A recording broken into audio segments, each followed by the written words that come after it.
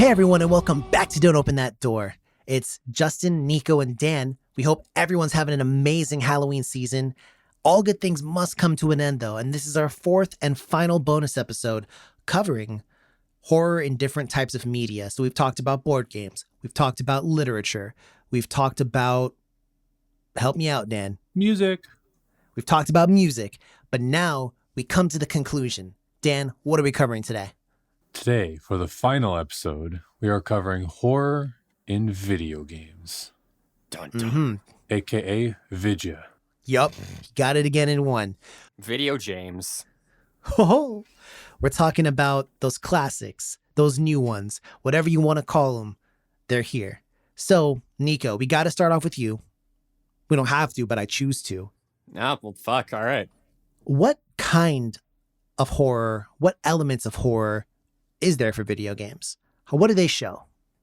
So the one thing that is intrinsic, I think, to video games that makes it different from the others that we've talked about thus far is that you more or less have complete control over your experience because you are the character that is in this, haunted house or whatever. And so you naturally have a much different experience than the others because you are the one with all the agency.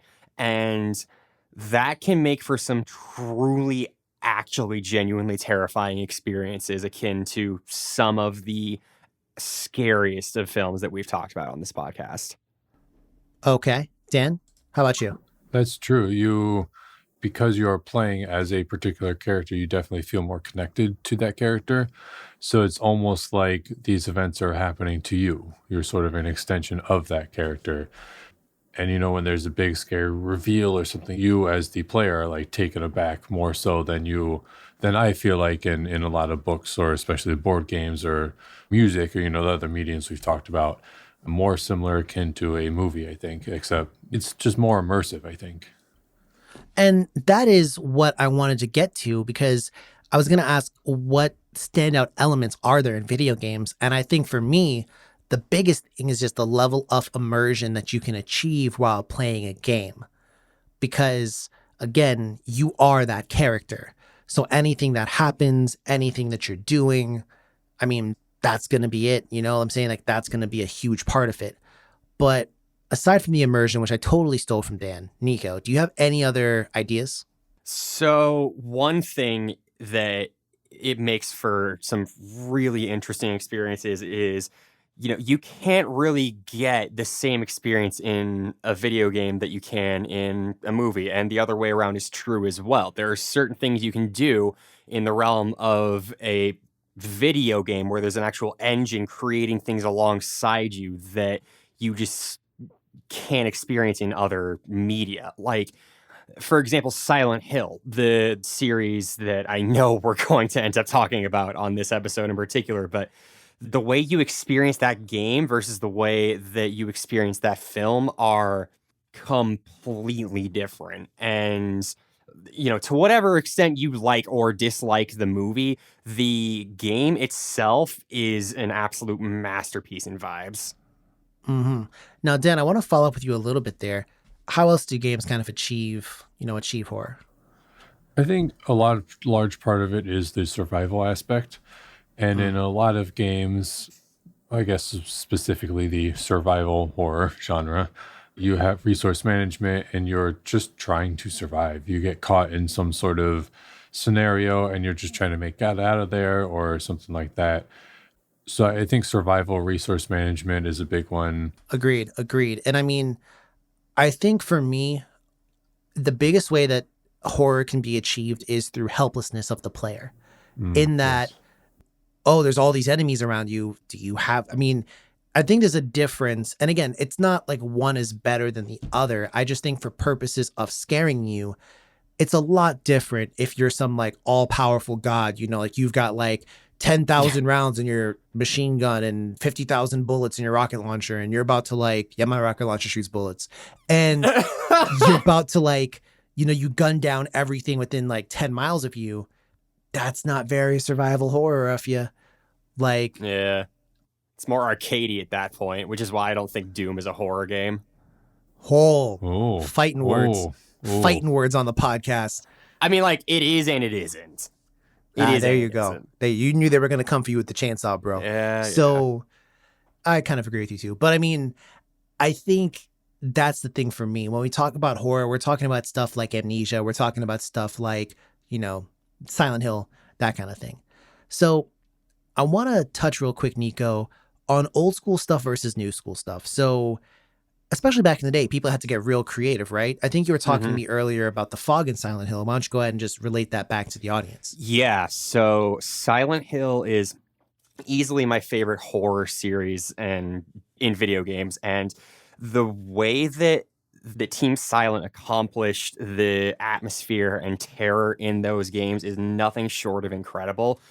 And what's really special about it is the PS1 and PS2 even, when they were released, they didn't have nearly the processing power that modern day consoles have, or, even computers and stuff like that. Fuck, even your phones, really, which is a boomer thing of me to say, but whatever. Anyway, they were not able to create these lavish environments that had, ray tracing and a million frames per second, and all the polygons were so fucking, luminous or whatever. You had to use the barest of bones to stick with a theme and create. And in Silent Hill, the way that worked visually is the fog aspect. The consoles themselves didn't have the ability to process the entire town at once. And so a way to get around that was you were just covered head to toe in the thickest fog that you could cut like a knife, and you could still hear the big baddies and all the terrible psychological horrors that are around you, but you sure as fuck couldn't see them. And actually being in those streets, as opposed to watching someone in a movie be in streets like that, is a completely different thing, I think. Another thing I'll talk about is Resident Evil. So I've played, the old school ones. I've played the new school ones. The old school ones had the legendary tank controls. Oh, so, God, yeah.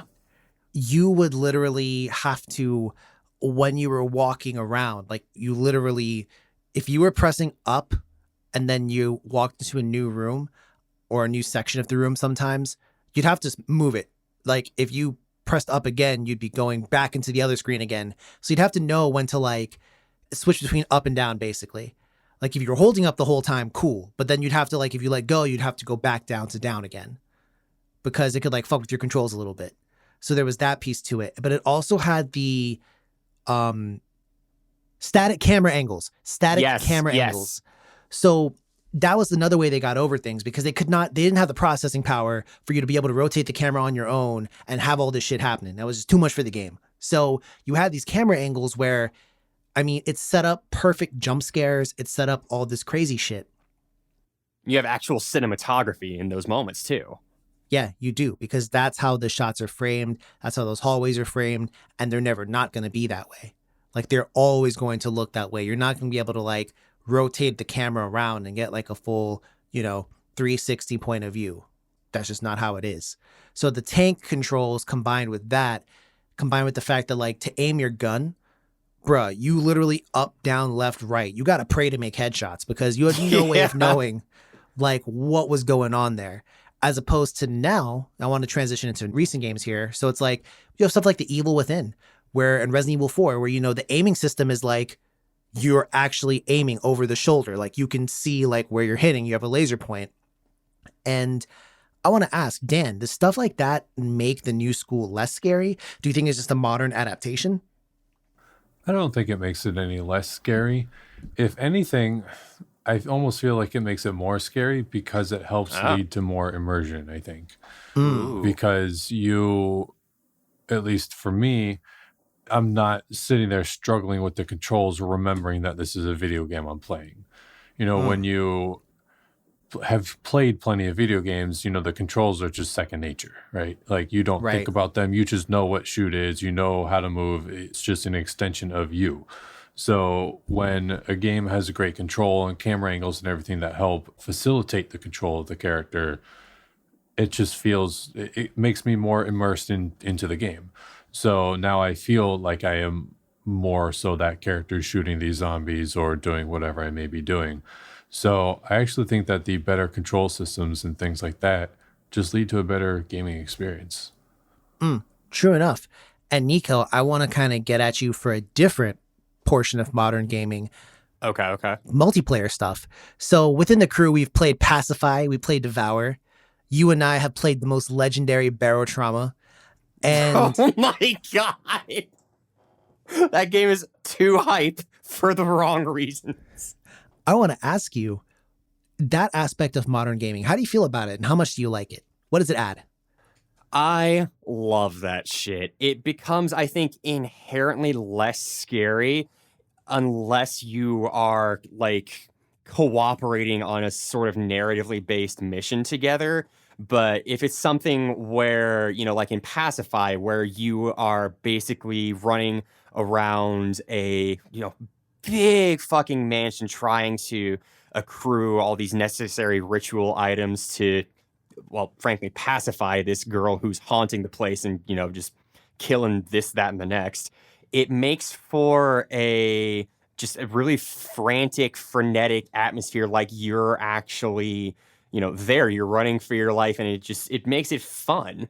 It ups the silliness factor by a lot, but that's something that I really have come to appreciate about the genre of horror is the silliness.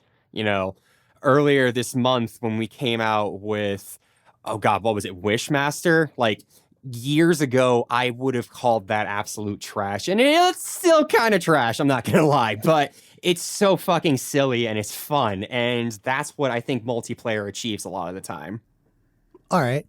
I know one particular thing was in the new map for Pacify. Oh, the you rat, can get turned into mouse. a mouse. Oh my god. Oh, you can do like fucking Tony Hawk tricks as the rat.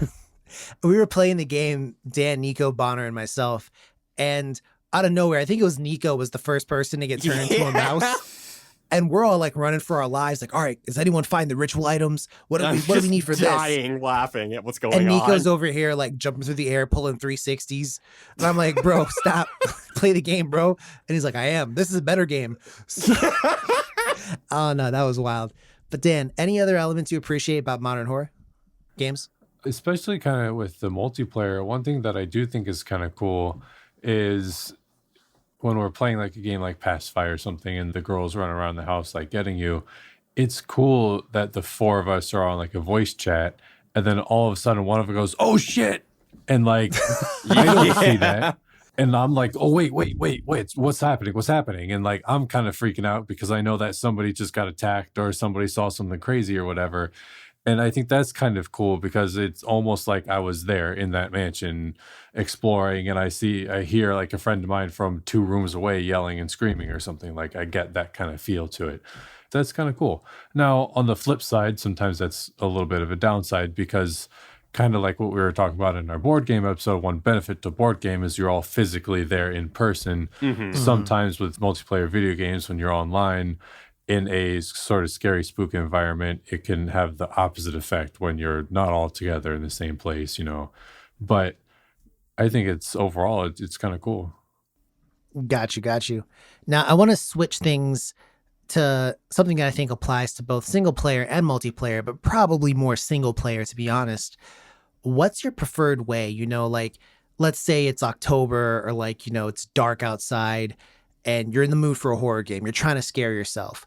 How do you set up your room? How do you set things up? Are you the type of person to go with a different kind of lighting scheme? Do you go with no lighting at all?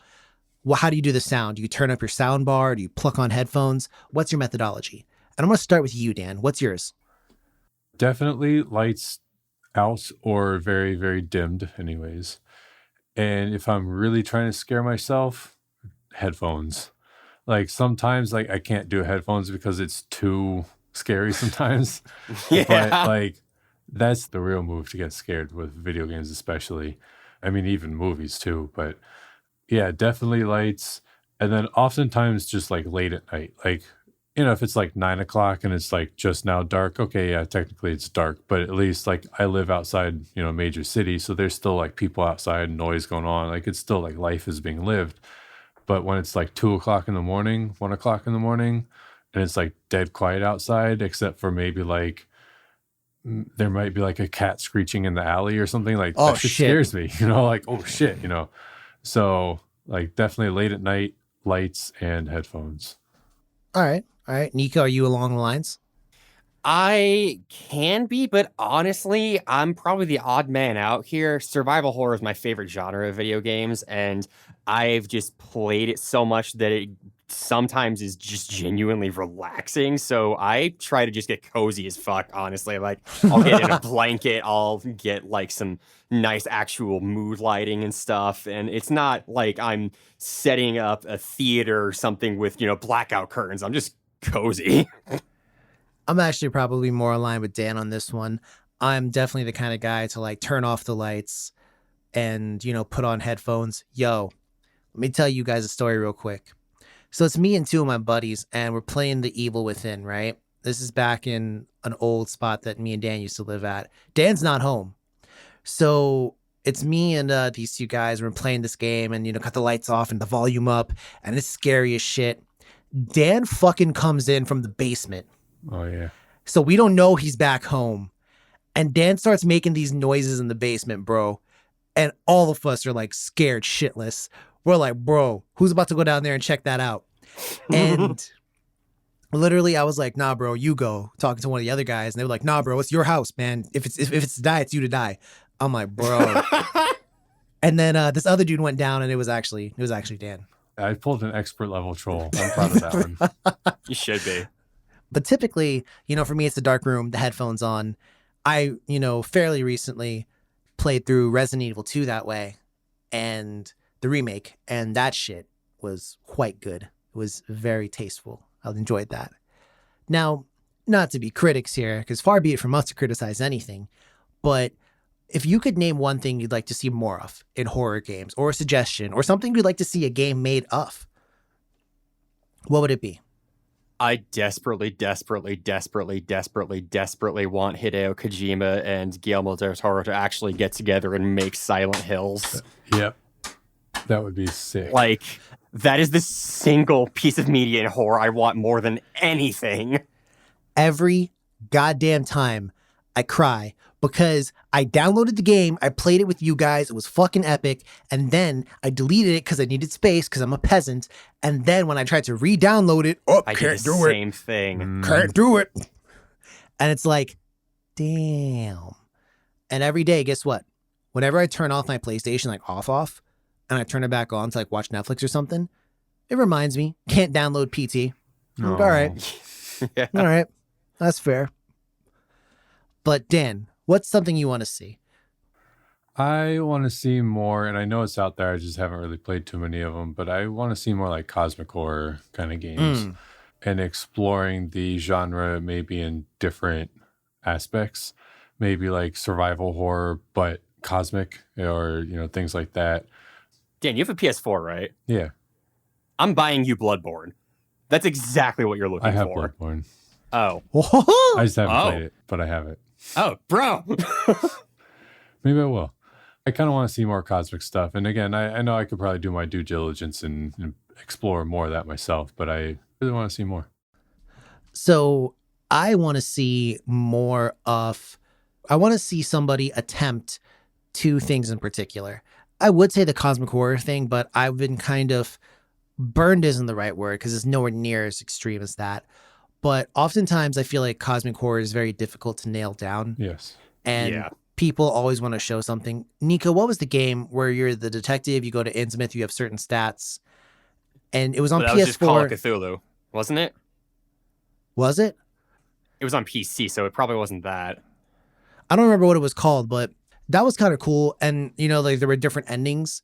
And in one of the endings, you actually got to like see Cthulhu. Okay, yeah, that was Call of Cthulhu. Yeah. So, but for me, I want to see them try, first off, John Carpenter's The Thing. I think if you could get a video game of that down right, maybe even one that didn't follow the movie, but just had like a similar thing, and it was randomized who was the thing.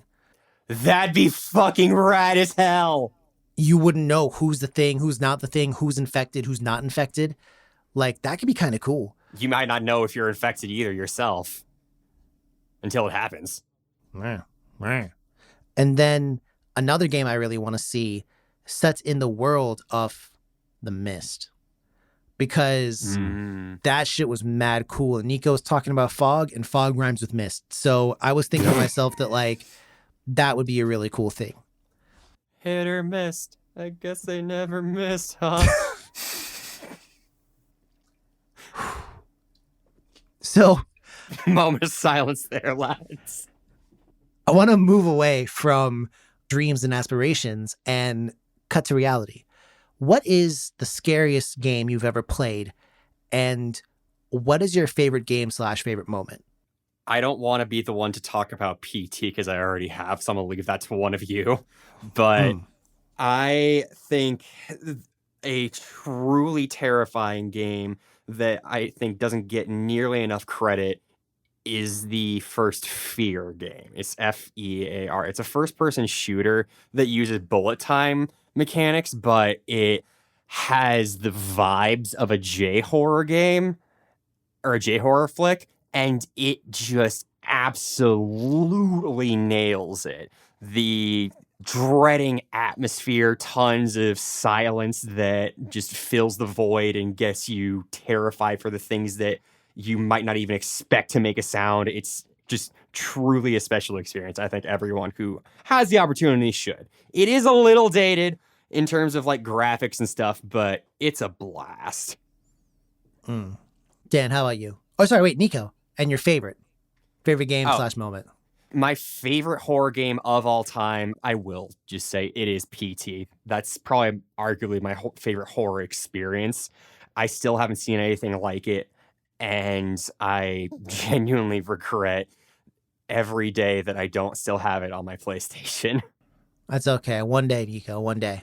Yeah. But Dan, how about you? Scariest and favorite? Scariest, I think, would be Dead Space, because I remember good shout. I never even played the whole game, but I remember going over to my friend's house when I was like, I don't know, 13 or something, 13, 14. That sounds about right. And he had like a projector in his basement. Oh. It was like 2 a.m. and his parents had like gone out, whatever. So it's just him and I were just like there with this big like 60, 70-inch projector with surround sound. And bro, that scared the shit out of me. And yeah, that was definitely scary. My favorite, I think, would have to go to The Last of Us. I thought that game was just really, really well done. Expert is just so good at being, the survival aspects, but also the sort of personal connection with the characters and the relationships that are built throughout the game. And then the ending, man, like I'm not going to spoil anything, but just like that ending was beautiful, was perfect. And I haven't played the second one yet. I'm about to. I've got it. I'm ready to go. So I can't wait to get into the second one. True enough. I think for me, the scariest one, this was very, very close. And an honorable mention goes to Resident Evil 2 Remake, because, that is a remake done fucking properly. I love that game. Again, I just recently played it not too long ago. Fantastic. But my scariest has to go to Fatal Frame. Oh boy, it's you. You're helpless. You're not about shit. What you have is a camera. Good luck. And it's like, okay, I guess. And I don't know, that joint was just kind of scary. And they're doing a remake or remaster or something like that. You have to actually look at the demons and get them close in frame to actually get rid of them. Now it's a remake, so I'm expecting to be able to upload these to my Insta or something, bro. Oh. Yeah. But my favorite, and this is kind of cheating, but Dan and I played through Resident Evil Revelations 2. That's my joint. I just remember Dan plays as the second character, so sometimes he's Moira, and sometimes he's who's the other chick? Natalia. And I play as Claire and Barry. And so Moira is kind of not able to die. She can die if she gets really messed up, but she doesn't have a health bar. And she has a crowbar. So Moira can just go around messing people up. Yep. Like all the time. And like Dan and I would like call out plays. Like I'd be like, Dan, go get him. And Dan would like hit him with the crowbar and they'd get unconscious. And then like Claire would run out and then like stiff them with like a right hook. And then when they're down, we'd stomp them out like with like the knife and the crowbar. So. And then fucking Natalia would go around just like point at shit. Look at that. Look over here. Look, you're about to die. Look. The best is there's this like invisible enemy in the game that can one shot you. And so when you play together, Dan and I have played like over the internet and also in person. In person, I can just look at Dan's screen and see the monster. But over the internet, I can't. So like Dan will be trying to like tell me, he'll be like, yo, Just, the monster is like right above the signpost, a little bit to the right. And I'm like, I'll shoot. Oh, nope, you missed. And then it's just like, bro, I can't see this monster and it's about to kill me. So I just have so many good. There's one time where oh my God, I don't know how. We just got so fucking lost. Like we were just running around a complex for like 20 minutes, running through doors. But any recommendations that you would give to someone? I'm going to recommend The Last of Us because I think it goes beyond just strictly like horror. And again, there's a lot of other themes and things involved in there that I think make it a really appealing game to a lot of people, I think. Mm-hmm. Nika? I am going to go ahead and recommend, I'm going to be a little bitch and recommend two. First one is Until Dawn, and it is basically an interactive slasher flick, and it's it's beautiful. It's so good. And it's also genuinely fucking terrifying in parts. The other one I'm going to recommend is Doki Doki Literature Club. Oh, yeah. It is one of the most harrowing psychological horror experiences I've been through. And I'm not going to say anything else. I think for me, my recommendation is going to have to go out to Resident Evil 4. That was the game that started it all for me. That revolutionized the gaming industry too. And I'm trying to like place it in my mind. I think I'd played the first Resident Evil as well. But even at that point in time, the first Resident Evil didn't scare me as much, largely due to like the tank controls and everything else, me getting angry all the time at the game. But Resident Evil 4, oh boy, Christmas morning, got that game, opened it up, dude with the chainsaw chops off my head. I was in love. Like I was like, there you go. That's my recommendation. And trust me, they've redone Resident Evil 4 about 50 trillion times. Chances are it can run on your fridge. So I think it's a good shot. But, you know, if you like what you've heard, you want to give us a recommendation or you want to tell us we're crap, go ahead and drop us a line. We're on Twitter and Instagram at DOtD Horror. We're on Facebook. Don't open that door. And you can check out this episode and everything else we've done on our website. That's DOtDhorror.com. But till then, thanks for checking in with us. Once again, we hope you have an amazing Halloween experience. We might have a little surprise for you guys on Halloween Day. But till then, take care of yourselves. And as always, dear listener, don't open that door. Bye.